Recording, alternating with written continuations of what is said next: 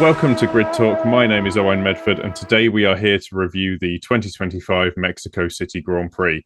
Joining me today, we have Jawad Yaqub. Hey everyone. Thanks for joining us, Jawad. But we'll just get straight into it.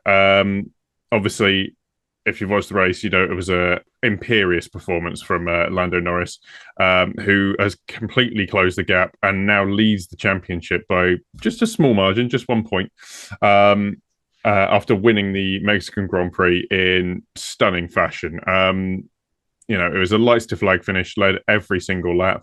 And even though he gave up that FP1 session, Jawad, it really didn't seem like there was anyone who could get anywhere near him today. No, he only lost the lead momentarily on the first lap to Charles Leclerc, but like you say, he led every lap, and 30 seconds is a huge margin. I think the last time we had a margin that big for victory was Hungary 2023. So it's a real statement drive from Lando, and he's been in this rich vein of form, which we've been talking about the last few races, and the impetus on him needing to really go for the jugular now while his teammate has had this form slump. And I think this is not quite a hammer blow yet, but it is significant that he has taken that points advantage away, even if it is just a point. So, coming away from a circuit which I didn't think McLaren would do particularly well at, Norris has completely put that prediction of mine to sleep, and also,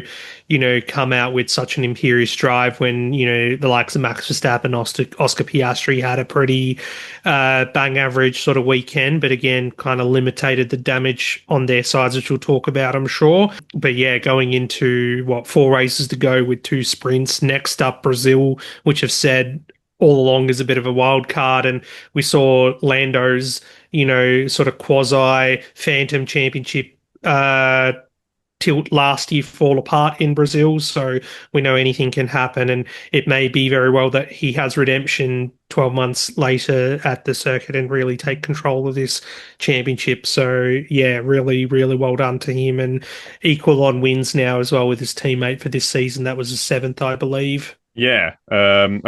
Even just, off the start, which is obviously, or not obviously so much, but kind of been maybe a slightly weaker point of Norris's championship thus far, or in seasons prior. The fact that he was able at least to defend his lead going into the first corner of Mexico, which we see as a notorious spot for collisions. And the same thing happened today. I spent a lot of the time, particularly in that opening stint, just before the first pit stops, wondering if we were going to get any penalties whatsoever. Can you shed some light on maybe why the stewards, obviously, taking into account the sort of first lap melee and leniency that they tend to give, why so many drivers like Russell and Leclerc and Verstappen as well, particularly managed to sort of evade penalties going into the opening stint of this race. I think you hit the nail on the head with the opening lap leniency part. I know George in particular wasn't happy about that. After the race, he really expressed how, it seems always at this circuit you can get away with, he described it as lawnmower racing, and that, if there was perhaps gravel on the outsides of that first sort of complex of corners, and even at the end of the second straight onto turn 4, perhaps we wouldn't have drivers taking so many liberties with it. So that's always been a debate wherever we go in the world with F1. If it has more sort of concrete runoff or even grass, it's less, it's more forgiving than having gravel, but you got to have it for safety reasons. I understand that. But then how do you judge these incidents or these instances where drivers have taken advantage of it? But we did see one driver get penalised, albeit it wasn't on the first lap. Lewis Hamilton getting that 10-second penalty for gaining an advantage at turn 4. That could have been managed differently as well, which I'm sure we'll touch. But it did seem like there was a lot going on, and perhaps stewards were it in terms of the broadcast and how it was relayed to us, it seemed quite slow as to, which incidents they were looking into and what they weren't to begin with. So, I can understand George's perspective being aggrieved on that, but also, where do you draw the line with first lap leniency and drivers just wanting to, I can't say what I want to say because it's a PG show, but, just taking extra liberties with what they know that the stewards will penalise them for and what they won't. So, yeah. Yeah, absolutely. I think one of the biggest sort of, as you touched on and set up this segue beautifully, was Lewis Hamilton obviously incurring a penalty for not so much not following the race director's instructions, although I think he would have actually been better off. He seemed to get floor damage from running across the grass in that particular incident. And or allegedly got floor damage at least, and had he used the escape road, he probably would have stayed ahead, or at least caused a big enough nuisance of himself that it would have been difficult to pass and kept his car in tip-top condition. But that I think this, for me at least, this sort of typifies a bit of a slightly poor result really from Ferrari, given that obviously they had the issue that they had Leclerc going over the runoff and managing to keep the position, not kicking up a fuss, because obviously it was only their other driver that they were harming with that by allowing Leclerc to sort of stay ahead, not asking him to switch the position back, and then Hamilton gaining an advantage. It's such a strong qualifying, and as much as they've retained that second place that Leclerc seized in qualifying on Saturday, Hamilton's come away with an eighth place. It's a really, and to be honest with you, with the strategy, it's kind of a skin of the teeth for me result for Leclerc even then. So, is there sort of signs of issues at Ferrari? We seem to be seeing some operational problems, just slightly blunting their efforts there. Yeah, the drivers put in the effort on Saturday, got the cars in the best possible grid positions, because we know at Mexico, pole position often doesn't mean you're leading at the end of the first lap, but Lando was just that imperious that he got away with it. But they should have still been able to hold second and third, or have enough of an advantage over the guys behind. But there was a bit of contact, I believe, as well between Leclerc and Hamilton going into turn one, which would have put them on the back foot as well. And then running on that same strategy as Lando did Leclerc ultimately fall victim to Verstappen at the end, or was kind of spared by that late virtual safety car? Because he would have easily lost second, I feel, if they did that. But then also were far enough into that stint that they couldn't really switch to a two-stop strategy without surrendering track position anyway. And then you lose so much time in the pits here in Mexico that it just wouldn't have been worth it. So they really kind of boxed themselves into that. They had nothing to gain but more to lose on Leclerc's side. With Hamilton, again, we find instance where his race engineer, Riccardo Adami, perhaps just, not falling asleep, but just behind the eight ball a little bit. We made the comment in our live chat earlier that perhaps, when he went off the track and was being looked into for the gaining an advantage and ultimately copped the 10-second penalty, that perhaps his old engineer Pete Bonington would have immediately come on the radio and advised his driver to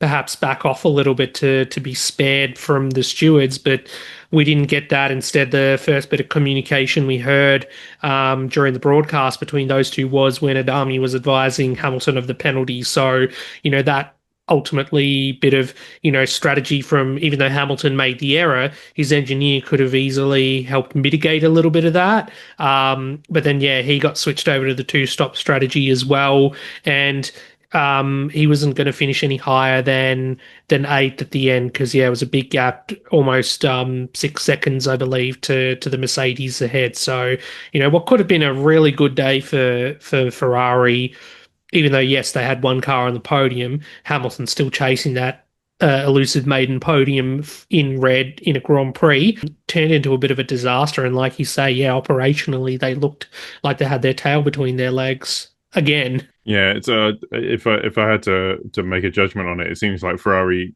still is going through their McLaren of a couple of years ago phase where they really are finding every way to lose or throw away really strong positions that could obviously really change their championship.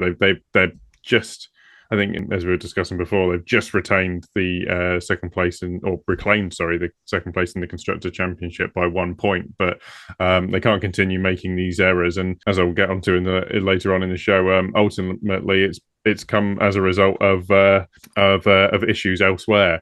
Now, the driver that sort of instead managed to really lead an alternate strategy and to be honest with you, really pushed Ferrari and Leclerc in particular was Max Verstappen, starting on the medium tyres. And initially, at least to my eye, it looked like he didn't, he didn't have the pace. It looked like the mediums weren't there at all, and the softs were looking like some kind of magic tyre. But from that point onwards, after that first third of the Grand Prix, Verstappen really showed his mettle. I think. How did he manage to to only sort of, by the matter of less than a second, almost overtake Charles Leclerc to take that second place. I think, yeah, the mettle of a four-time world champion and potentially chasing a fifth title as well this year. We know that the car this weekend hasn't quite been there for Verstappen. We saw him several times, even during the race, really struggling with the balance of the thing. And I think it was when he was overtaken by Bearman, I thought, well, this is probably not going to... He's not going to go any further in this, but, he was able to make that one-stop strategy work. There was that moment where we heard GP on the radio accidentally pushing the button through to Max, but it was supposed to be talking to the chief strategist, I assume, regarding a two-stop strategy potentially, but I'm glad for them that they didn't do that and stuck with the one-stopper. They had the clean air because Norris was that far ahead anyway to not have to, worry about how long they went into that first stint with the medium tyre and then switching over to the softs. He did pretty well to come back and, like you say, within, a second of Leclerc at the end, if it wasn't for that virtual safety car, perhaps we would have seen an overtake for second at the end of the day. So I think, in terms of the championship, it was damage limitation. He did ultimately gain 4 points on the deficit he came into first this weekend.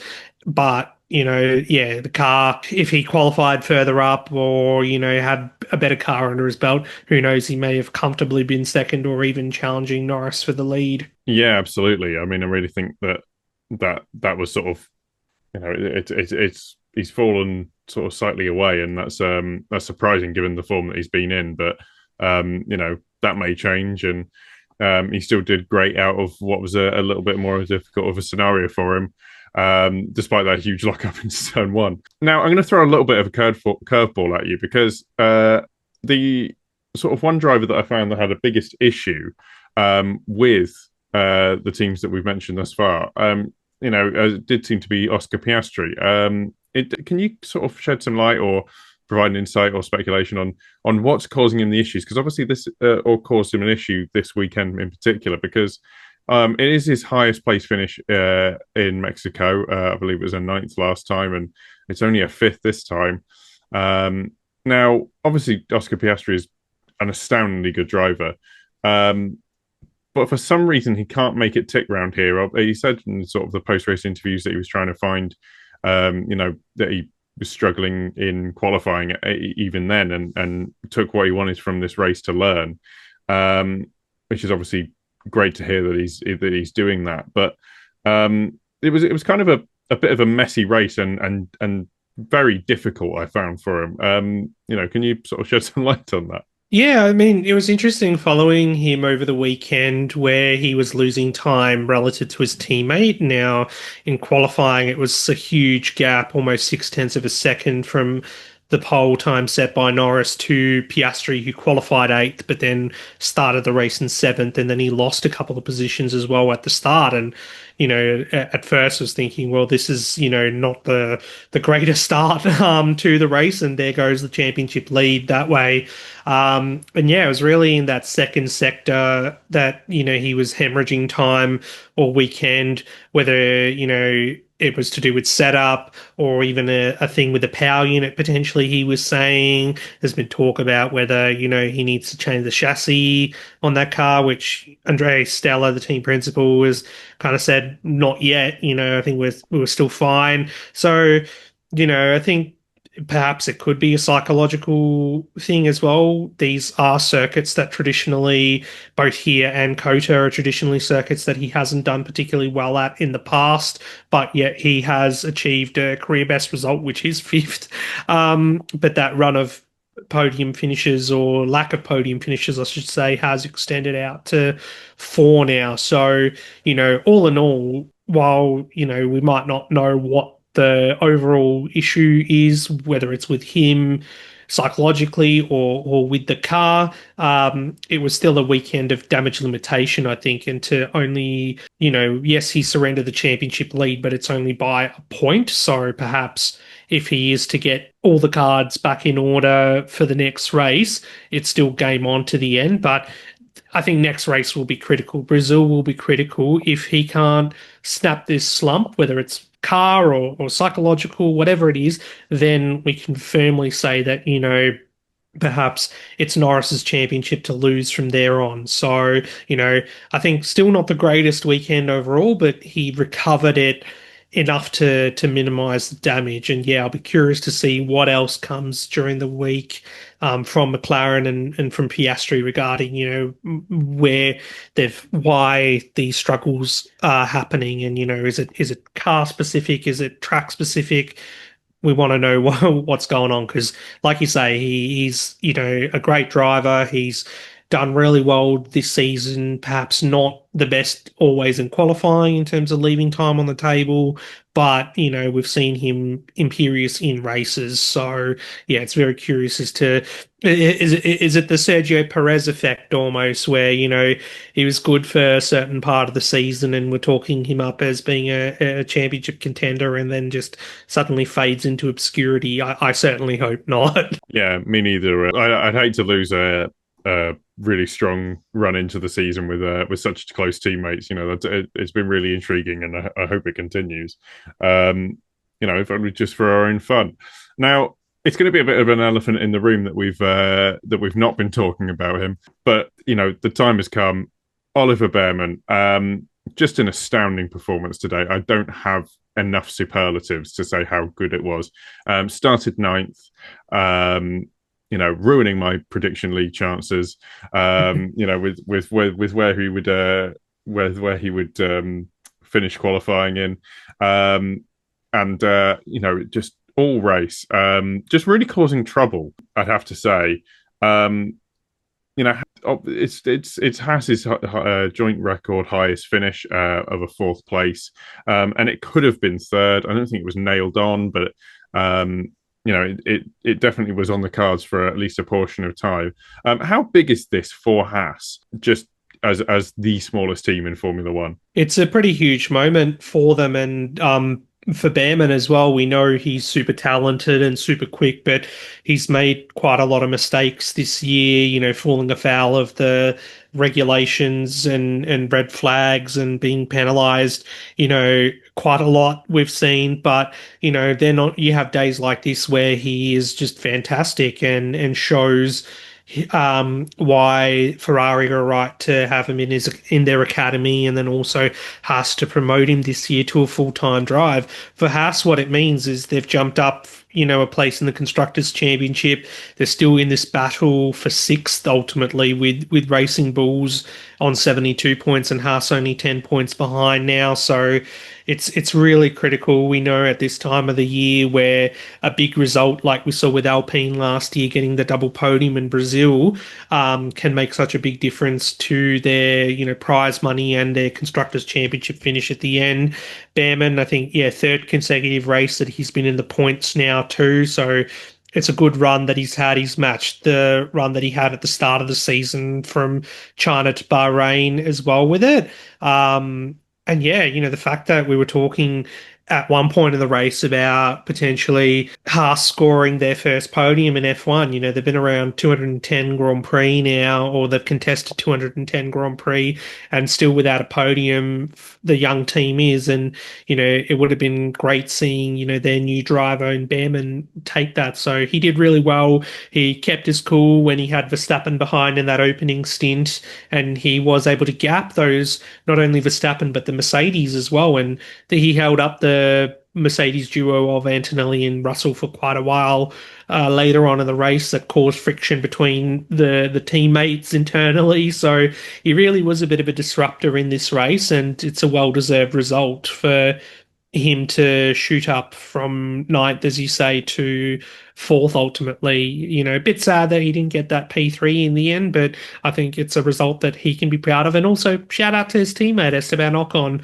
in the points too. So double points for Haas. Really good day for them. Yeah, I had a look, and that's the highest points, well, joint highest point score that they've point score tally, sorry, that they've had this season.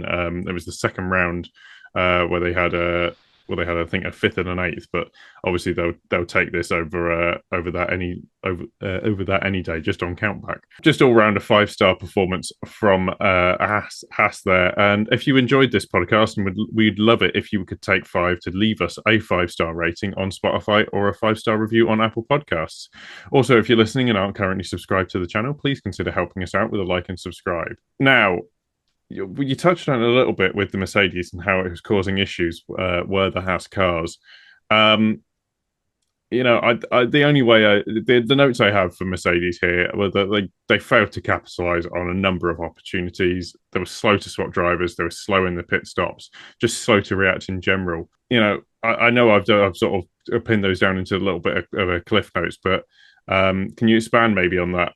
And if not, can you do you disagree at all? No, don't disagree at all. And yeah, I was going to add slow to re-sign their drivers for the future as well, and in particular George Russell. I alluded to earlier that Russell felt aggrieved by what happened at turn one on the opening lap. That he pretty much lost the majority of his race there, because I think it was 3 positions that he dropped with the cars ahead, and then from there trying to recover was difficult. You had Antonelli ahead of him, who the driver behind is always going to think that they're much quicker, but we saw them swap the positions, but it took a while for the team to get around to doing that, which when you think in F1 terms, the time is so precious, and you can't be giving away tenths of a second here and there. So whether that they have to go back and review whether that was where they cost themselves a chance to get ahead of Bearman at that point. But then, yeah, both ending up going on to that 2-stop strategy as well. We saw Antonelli react to Piastri coming in, but then they had the slow pit stop, which allowed Piastri ahead. And then ultimately, Piastri was able to round up Russell, and then Mercedes decided pretty quickly from there to hand the position back to Antonelli. So, I didn't think Mercedes would be particularly competitive this weekend given the conditions. We know they struggle in the warmth, but then, being at that high altitude, it does equalize performance a little bit there. They definitely should have had at least one car in the top 5, if not both. So, we don't see Mercedes make, operational errors like this too often. But yeah, I think the way Russell sounded after the race sounded like he was more upset with turn one, but again, he might be playing the team game there, and not wanting to hang his team out to dry too much. But yeah, it could have been managed a lot better. But a rare moment too that we've seen Antonelli finish ahead of Russell. Yeah, you got to take wins when you get them, and obviously Antonelli did super well. I think that mostly came from the start, where Antonelli just slipped ahead. But ultimately, he still managed to maintain that pace. The thing about it for me is, I think the biggest thing is that George Russell seems to have had this sort of quiet, sort of measured approach to the entire season. Going for the consistency but and sort of the calmness that comes with that. But he really seemed to get sort of hot under the collar. So, I think that really is maybe. I think that points to him playing the team game, particularly in the interviews afterwards, because it was so very sarcastic and dry in his delivery of those team radio messages. Whether when he was asking to swap the positions, and maybe those 5 laps that they waited to even try doing that might have made the difference. Now, another team that had sort of just a poor weekend was Williams, ultimately retiring, and Alex Albon just having kind of a poor race, only making 12th, and being the first of the lapped runners. What really went on there with Sainz and Albon? Obviously, there isn't a track that would necessarily suit Williams when you wind on the downforce like you do at Mexico, regardless of the altitude. They seem to struggle, but it seems they struggled even more than they normally do here. Yeah, I think again, perhaps, the car reliability side of things and operationally they just weren't all there this time. Albon at one point we heard, not happy over the radio regarding the one-stop strategy. Sorry, one-stop strategy he was put on because Sainz on 2 stops ended up ahead of him. But then Sainz's race was undone by this issue with the pit limiter on his car. And I know, yes, regardless of whether it was a car issue or not, you can't be speeding in the pit lane, safety reasons. And he was given first, the time penalty and then ultimately the drive-through penalty the second time. So, if there was an issue, they should have avoided pitting, or he should have slowed down a lot more on his own. I know cars, F1 cars with their high-tech gadgets and everything, and steering wheels with the head-up display might not have the traditional speedometer, but surely, they could have guided him as to, how quickly he was going through there, so potentially could have avoided it. So for me, that's a little bit on the team side, not identifying and, sort of guiding Sainz through that issue, because it happened a second time ultimately. If it was just that one stop, then, yeah, you cop it, but Sainz has been a bit of a penalty magnet. We've seen this season, obviously came into the race with a 5-place grid penalty for the clash with Antonelli in Austin, whether we agreed with the outcome or not. He still had to start 5 places behind, and then ultimately we don't know what the cause of the retirement, or he spun actually, but I don't know if there was anything else that happened to that car that caused him to retire, but he did manage to drive it into that, safe place behind the barrier. And yeah, Albon coming home a lap down, as you say, in 12th. Not the greatest look for them, but, Williams are safe now in P5 in the championship, so there's no real threat unless we have some craziness in Brazil where we get a double podium from someone and suddenly they are on triple figures like Williams on 111 points there. So, I guess they can sort of rest easy knowing that, fifth is likely in the championship, but then also James Vowles being the perfectionist wouldn't accept a performance like this, knowing that, they can do a lot better and they need to do a lot better if they want to be, front runners when the new regulations hit next year. Yeah, you would hope that they've completely turned off development. And as you say, they can sort of, I don't necessarily see the teams behind them, including Haas, if they were to repeat their performance every week, gaining enough points just to, to get on terms with Williams, let alone pass them and really push them for the championship. Yeah. The next few teams, unfortunately, just due to the TV direction and the rest of what was going on, we can only sort of go off smaller, more anonymous bits of information for them. So I'm just going to sort of go around sort of Alpine, Racing Bulls, Sauber, and Aston Martin. Obviously, Sauber had a really poor stop for Hulkenberg, and not a great drive for, not a great race for Bortoleto either. Still coming home pointless. And then obviously we've got Alpine. Alpine, I don't really want to keep flogging a dead horse. That's a lot of insult to injury to give, but I do want to point out something that did come up in the live chat, which is that Alpine are so slow that Sainz was able to take all of his penalties before he retired and would still be ahead.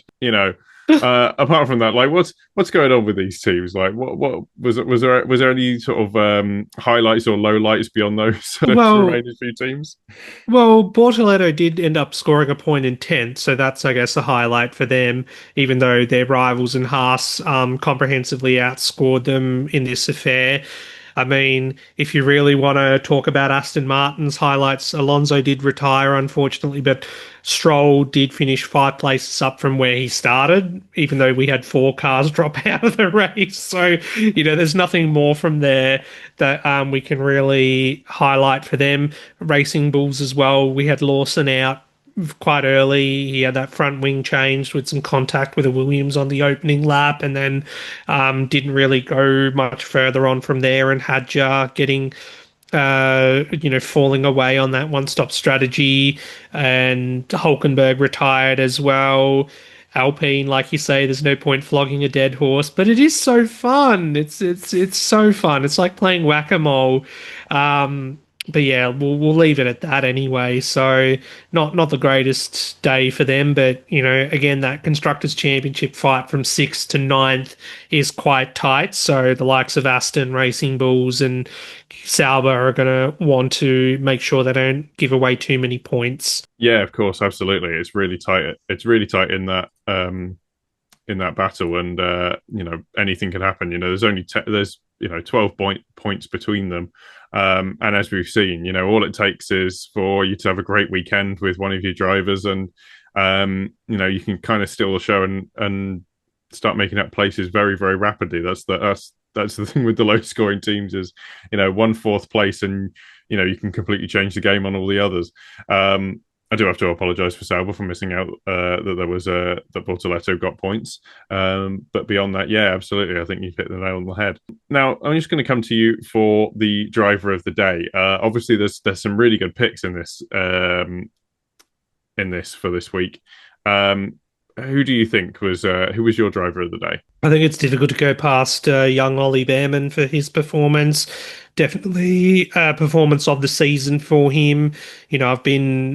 I don't want to say I've been critical or harshly critical of him, but there have been times where I feel like he has seemed a bit overrated. But a performance like this does kind of put those comments to bed. But if we see him more consistently, it will be great, and it's great to see this crop of rookies this season performing so well. And it would have been great because Hadja had a podium already this season. We could have had, and Antonelli, of course, if we could add Bearman to that list too. But still 4 races to go, so there's still a chance yet for that. So yeah, Bearman's my pick. Yeah, and Ollie Bearman was our official Grid Talk driver of the day. Yeah, I think you summed it up perfectly. He did such a good job in a car that wouldn't really necessarily be fancied. The only honourable mention as an alternative would be Lando Norris, 30 seconds ahead, built the gap. Built the gap up to being over a pit stop twice. We didn't even see him. We saw him when nothing else was happening, which was so rare in this race. It was really enjoyable to watch.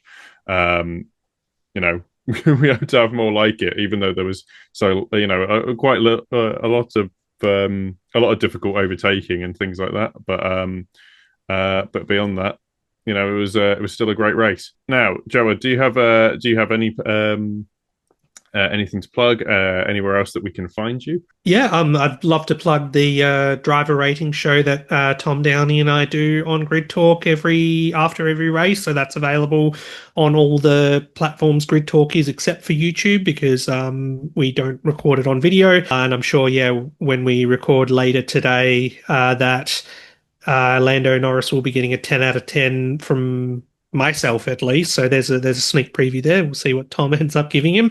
But yeah, go check that out for all Grid Talk listeners. Absolutely, can't wait to hear it. Now, the only thing I'd like to plug is our Grid Talk social channels and the Grid Talk prediction challenge that you can find there, which is just a bit of fun between our hosts. I think I'm doing absolutely terribly. I'm second from the bottom, and won't be making a single iota of progress on Tom Horrocks, as we have exactly the same predictions this week. But the rest of them, I think, owing to what Ollie Bearman have been up in the air anyway. So it's really getting heating up in there. As there's only just like the World Championship, there's only a few more races. We've got 4 Grand Prix and 2 sprints within that, and it's making it harder and harder to make up the points difference. Especially when everyone is so good at predicting, except for me. That's available at Grid Talk UK on all of our social media channels, on all the social media platforms with the app. So please go and check that out. And if you'd like to continue listening to Grid Talk is available on YouTube as well as Amazon Fire, Spotify, Apple Music, Verbal, and Pocket Casts. Just search Formula One Grid Talk for our back catalogue of shows with previews and reactions to the race results. Thank you to Jawad Bradley and Holly Eagle for supporting us on Patreon. If you want to support the show further, why not sign up to our Patreon for exclusive content? Also, make sure you subscribe so you're the first to know when each new weekly episode is released. We will be back soon with plenty more F1 content. Thank you very much for listening to the Grid Talk podcast, and goodbye.